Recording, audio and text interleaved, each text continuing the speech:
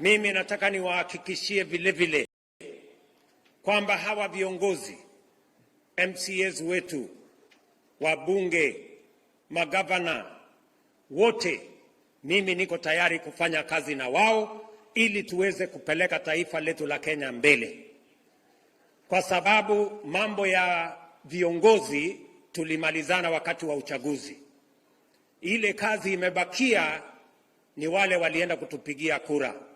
Kazi yao ndio imesalia, na ni jukumu letu sasa kama viongozi tuungane, tufanye kazi kwa ushirikiano, tuweze kutimiza malengo yetu juu ya hawa wananchi, malengo ya maendeleo, miradi na mipango yote ya maendeleo, ili tuweze kubadilisha maisha ya wananchi wetu wa Kenya.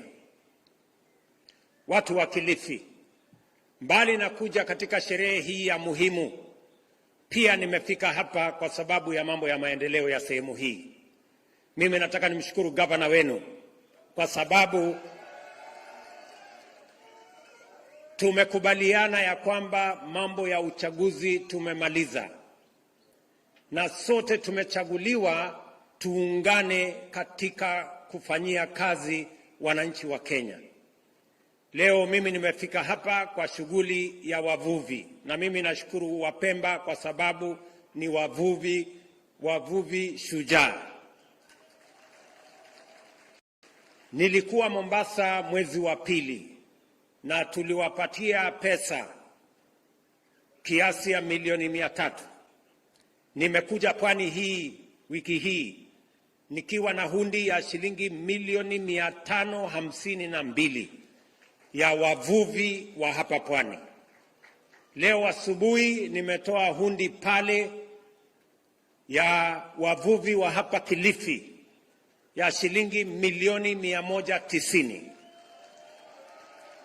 Mpango yetu ni kwamba tunataka wavuvi wa hapa, ya kwanza tuwafundishe wawe na ujuzi wa uvuvi.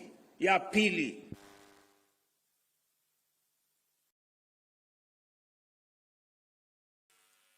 asante sana, tuwafundishe wale ambao ni coxswain, wale wanaendesha boats zetu. Nimeambia Wizara ya Uchumi Samawati ya kwamba hawa coxswains wote tutawatrain tukilipia gharama ya training kama serikali ya Kenya. Tuko na coxswains 2,000 katika ufuo huu wa bahari kutoka Lamu mpaka Vanga, na wote tutawapatia training. Tuko na wavuvi wengi vile vile, tutawapatia training. Pesa zile tumewapatia, mbali na boats ambazo tulileta hapa, nilituma naibu wangu wa rais, tumepia waletea pesa ya kununua fishing gear na livelihood development na mambo yale mengine ambayo yatasaidia wavuvi wetu. Na katika budget hii ambayo tumepitisha kwa finance bill, nimeweka ushuru kwa wale wanataka kuleta samaki kutoka nje ya Kenya. Nimesema hatuwezi kuagiza samaki kutoka China tena. Samaki yetu tutatoa hapa baharini na wavuvi wetu wataenda kutuletea hiyo samaki. Nataka niwaulize watu wa Kilifi, mnataka tuendelee kuagiza samaki sijui kutoka China, sijui kutoka wapi?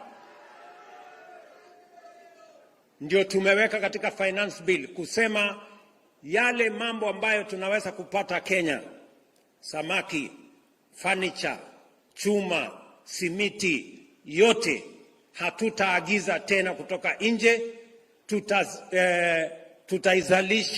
Tutazalisha hapa Kenya. We will expand our industry, we will expand our programs so that we can harvest our fish, we can grow our economy, we can expand our manufacturing of fertilizer, of steel, expand our manufacturing of cement, and produce all our furniture in Kenya. by Kenyan young people, by Kenyan talent, and by Kenyan effort. Tutashirikiana hivyo. Vile vile, mimi nimefika hapa kwa sababu nataka tukubaliane vile tutaenda mbele pamoja. Mimi niliwaambia wakati wa uchaguzi, tulikuwa na changamoto kubwa ya mambo ya CBC na elimu kwa ujumla. Walimu walikuwa wachache, tulikuwa na matatizo katika university, tulikuwa na matatizo ya mambo ya TVET. Mimi nataka niwatangazie ya kwamba zile challenges zote tulikuwa nayo na CBC tumezitatua. All stakeholders have agreed on how we are going to run our education system and mainstreaming CBC as part of our program. Watu wa Kilifi, hapa Kilifi katika hiyo mpango, Januari, kwa sababu niliwaeleza watu wa Kilifi, tuko na tatizo kubwa ya walimu. Na hakuna vile elimu inaweza kuendelea shuleni kama hatuna walimu wa kutosha. Na elimu ni ya muhimu sana kwa sababu inatupatia usawa. Mtoto wa maskini na mtoto wa tajiri wanakuwa sawa wakipata elimu. Na ndio sababu hiyo hapa Kilifi Januari tuliajiri walimu 970. Januari hii. Mwezi huu ambao tunakamilisha, tunaajiri walimu wengine 1500 Kilifi County. Watusaidie kusomesha watoto wetu. Kenya tumeajiri walimu 55,000 in the last 8 months because education is the greatest equalizer and we want to make sure that every child in Kenya has an opportunity to learn by having our teachers in school. Jameni, mnakubaliana tuende barabara hiyo? Vile vile mambo ya TVET tumeweka pesa zaidi. Tumeongeza pesa zaidi katika university. In fact, mwaka huu budget ya mambo ya masomo ya watoto wetu tumeongeza, imefika bilioni 630. 29.5% of our budget will go towards the education of the young people of the Republic of Kenya. And because education is paramount, tunashirikiana hivyo. Vile vile, mimi najua mkiwa watu wa Kilifi, tulikubaliana ya kwamba tulisema kazi ni kazi. Kweli si kweli? Tulisema kazi ni kazi. Hata ile ya mamboga ni kazi. Katika budget hii tumeweka milioni 800 za Kilifi County ya kutengeneza soko 8 Kilifi County. Hapa Kilifi Town tutapanua soko, tumeweka shilingi milioni 1 ya soko yenu hapa. Milioni 100 ingine tumeweka pale Malindi. We want to expand the market so that our women, so that traders can trade from a place of decency, from a place with dignity. Waweze kufanya biashara yao mahali kuna stima, mahali kuna maji, mahali kuna heshima ya kufanya ile biashara. Tumeweka soko Rabai, soko ya Mtwapa, tumeweka pesa ya kuipanua. Tumeweka soko Magarini, mahali tutaipanua hiyo soko. Tunataka kuhakikisha kwamba Kilifi kuna mahali wafanyabiashara wetu wanaweza kufanya biashara zao kwa njia ya sawa sawa. Tumekubaliana pia na gavana wenu, tunaweka County Aggregation and Industrial Park. Katika budget hiyo finance bill, nasikia kuna watu wanapinga. Tumeweka milioni 250 ya Kilifi County kujenga County Aggregation and Industrial Park ya kusaidia wakulima wetu waweze kukusanya mazao yao, tufanye value addition, tuongeze processing, tuongeze manufacturing, ndio dhamana ipatikane na tuweze kukuza uchumi wa sehemu hii, tuweze kupiga hatua ya kwenda mbele. Watu wa Kilifi, Kenya haiwezi kubadilishwa kwa maneno matupu. Kenya itabadilishwa kwa miradi na mipango ya maendeleo, yale ambayo tutayatekeleza kubadilisha taifa letu la Kenya. Hapa Kilifi Mimi nilisimama hapa nikawaambia mambo ya absentee landlords tutaanza kuitatua na kununua zile ardhi ili wenyeji ambao wanaishi kama maskwota tuwapatie iwe ni makwao. Leo tumefika hapa, tuko na title deeds 1700. By December tutakuwa na title deeds zingine 17,000, na katika budget hii finance bill ambayo iko hapo tumeweka shilingi bilioni 2 kwa SFT. Bilioni 1 ni ya watu wa pwani, tuanze safari ya kununua mashamba ya absentee landlords.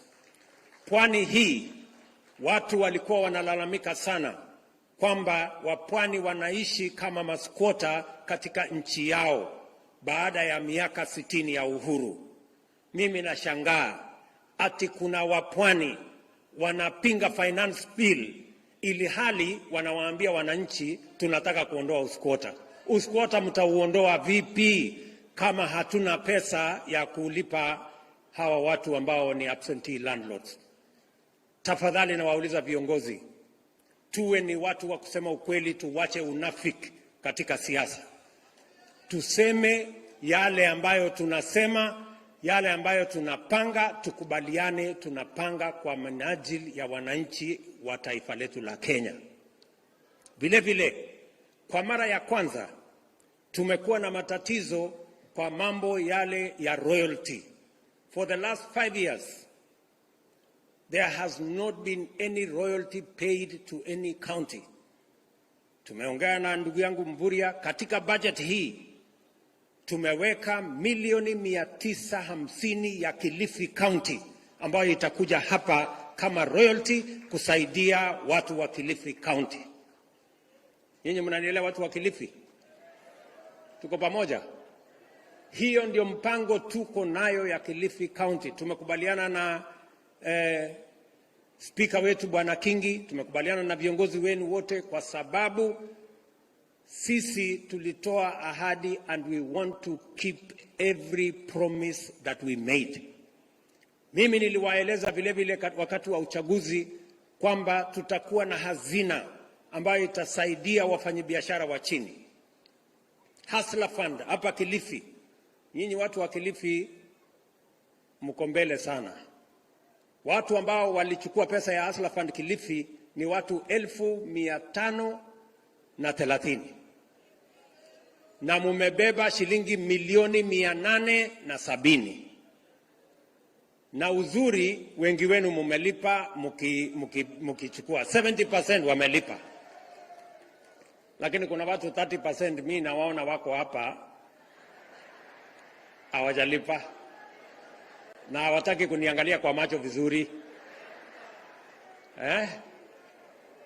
Mimi nataka, niko na habari. Niwapashe. Niko na habari. Sasa katika hii budget nimeweka pesa ingine. Mjipange tena. Si ndio? Mtajipanga? Mtajipanga? Sasa hii pesa nimeweka, tutakuwa na awamu ya pili.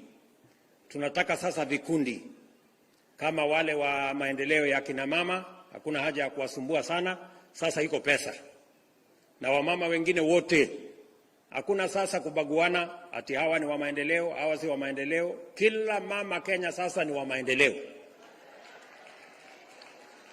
Na tumesema wamama vikundi, mkiingia vikundi, vijana mkiingia vikundi, kundi ya watu 10 mkiwa tayari tunawapatia 20,000, 50,000 mpaka shilingi milioni 1. Mjipange. Mko tayari hapo? Lakini kwa shida kidogo. Kabla hujapata hii 20,000, kama ulihepa na ile 500, ulipe kwanza 500 ndio upate hii 10,000. Yaani wewe unafikiri unaweza kuhepa na 500 alafu tukuongezee 20 kabla hujalipa ile? Hapana, ikae namna hiyo. Sio kama tunaelewana? Tuko pamoja? Nia yetu ni kuhakikisha ya kwamba kila Mkenya, usiwe na title deed, usiwe na logbook, usiwe unajulikana na MCA, usiwe unajulikana na chief. Pia unaweza, bora mjipange, mnaweza kupata pesa za kujiendeleza. Mwisho kabisa, watu wa Kilifi, mimi nataka niwaeleze tuko na mambo mengine mengi. Gavana wenu wamenieleza mambo ya ADC, tutayatatua mambo ya ADC. Tutarudi hapa tena, mambo ya maji, tumekubaliana tunajenga dams mpya, na mimi najua watu wa Kilifi, nyinyi ni mashujaa. I want to promise you, mambo ambayo yalikuwa yanataka kuendelea pale Galana, eti watu walikuwa wanataka kujigawia hiyo shamba, nilisimamisha, haitagawanywa na watu wowote ati kutoka sijui wapi. Ile shamba tutaitumia kuzalisha chakula, na tayari tumeanza awamu ya kwanza. By the end of next year, we will have 20,000 acres under production. And by the third or fourth year, we will have at least 200,000 under production. Na vijana wale watafanya kazi ni vijana wa kuanzia wale wa kutoka hapa Kilifi County. We're going to work together to make sure that we produce food. Nataka nimshukuru gavana wenu. Yeye ameweka pesa ya county, huyu gavana ameweka pesa ya county kwa mbegu. Mimi nataka nikupongeze gavana. That is how we are going to reduce the cost of food, by supporting production. Na ndio sababu niliwaambia wa Kenya, ili kuondoa aibu hii ya njaa, ni lazima tusaidie wakulima wazalishe chakula. Tumepunguza gharama ya mbolea. Mimi nashukuru gavana ameweka bei ya, amenunua mbegu, na mimi najua ya kwamba tukifanya hivyo tutazalisha chakula ya kutosha Kenya. Natangaza nikiwa hapa Kilifi, ile bei ya mbolea tulianza nayo 7,000, tuliteremusha imefika 3,500. From next week mimi nateremusha tena ikuje shilingi 2,500. Na mimi nataka ndugu yangu Mng'aro, mimi nitahakikisha hiyo fertilizer imefika hapa Kilifi. Wewe utanisaidia kusukuma ifike kwa wakulima kule nyanjani, kwa sababu tukitumia mbegu mzuri na fertilizer mzuri, we can double our production and we can eliminate the shame of hunger. Ni kweli si kweli watu wa Kilifi? Bei ya unga, hata kwa dawa, hata kwa uganga ama uchawi, uweke sufuria kwa kichwa, ufanye maandamano, bei ya unga haiwezi shuka. Bei ya unga itashuka wakati tutaenda shambani, tusaidie wakulima, tuzalishe chakula, tuzalishe chakula kingi, ndio bei hiyo iweze kushuka. Tunaelewana jameni? Mwisho kabisa, mimi nataka niwashukuru sana ndugu viongozi wenzangu, na waomba kwa unyenyekevu tushirikiane, tufanye kazi pamoja, tuwatumikie hawa wananchi wetu. Ndio wametupatia nafasi ya uongozi, sio tulumbane, sio tupigane. Wametupatia nafasi tuungane, tushirikiane, tujenge Kilifi, tujenge Kenya, na tuhakikishe ya kwamba yale miradi na mipango tuliwaeleza tunayatekeleza. Mheshimiwa Governor, you have my support, my friend. Wakati unafanya kazi hapa Kilifi, mimi nitakuunga mkono. Tunataka Kilifi iwe ni county ya amani, ndio tuweze kupanga mambo ya utalii, ndio tuweze kupanga mambo ya uvuvi, tupange mambo ya kilimo. Na nitarudi hapa kabla ya Disemba, niko na pesa ingine ya watu wa Kilifi karibu milioni 250 ya wavuvi tena. Mimi nitarudi hapa, na mimi nitarudi hapa tena kuanzisha mpango wa housing, kwa sababu hapa Kilifi tumepata ardhi tayari mahali tutafanya mpango ya housing. Pale kwa housing tunataka kuzalisha ajira 20,000 ama 30,000 ya vijana wa Kilifi County. Vijana muko? Vijana wa Kilifi muko? Nataka nisikie sauti yenu. Muko? Si mnataka tupange ajira? Tutapanga ajira vizuri, because as we invest in education, we must invest in making sure our young people have jobs and they can work for themselves and work for their families. So mimi nawashukuru sana. Ile kitu mimi nawauliza ni kwamba tafadhali watu wa Kilifi, katika siasa yetu tusikubali vita, tusikubali fujo, kuharibu mali ya watu, kuharibu biashara ya wananchi. Hiyo sio siasa. Mimi nataka niwaulize all Kenyans, I want to ask respectfully all leaders and all of us Kenyans, we must say no to violence. We must say no to loss of life. We must say no to destruction of property. We can prosecute our politics without engaging citizens in violence. Tukiongea leo, Wakenya wamepoteza maisha yao.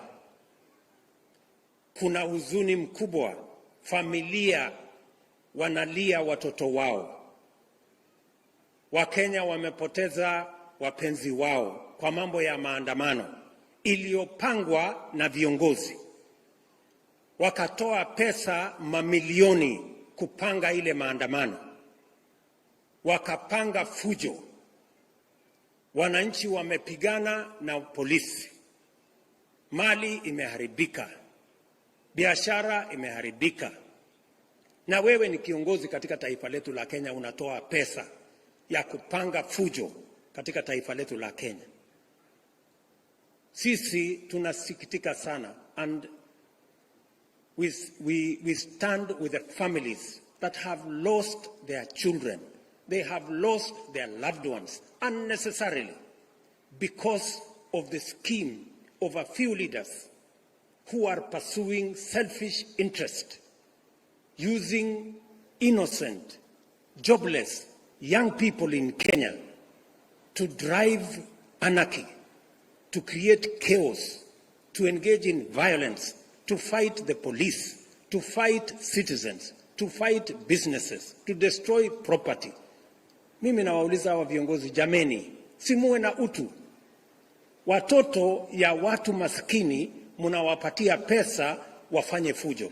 Watoto wenu hawako, watoto wenu wako nyumbani, watoto wenu wako holiday. What kind of people are you?